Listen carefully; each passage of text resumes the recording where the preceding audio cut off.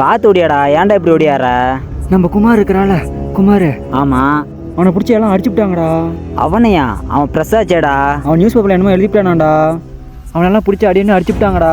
இப்போ வீட்டில் தான் இருக்கிறான், வா போகலாம். என்னடா ஆச்சு? எதுக்கிட்ட ஒன்று அடித்தாங்க? அது ஒன்றும் இல்லை மச்சான், டீ கடையில் கரடி பூந்துச்சா, அதை பற்றி தான் எழுதலை மச்சான்.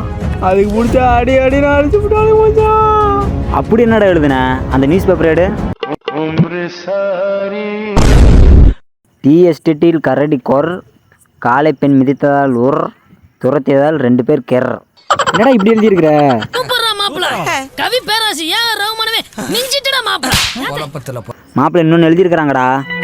என்னது? அந்த பத்திரிகையாளர் திடீர் மரணம். அப்படி ஒன்றும் எழுதலையே. நாளைக்கு எழுதுவாங்க. உங்கள் அப்பா மவனை அவன் டீ கடையில் கரடி பூந்துச்சுன்னு கிடக்கிறான். உனக்கு ரைமிங் கவிதை கேட்குதா?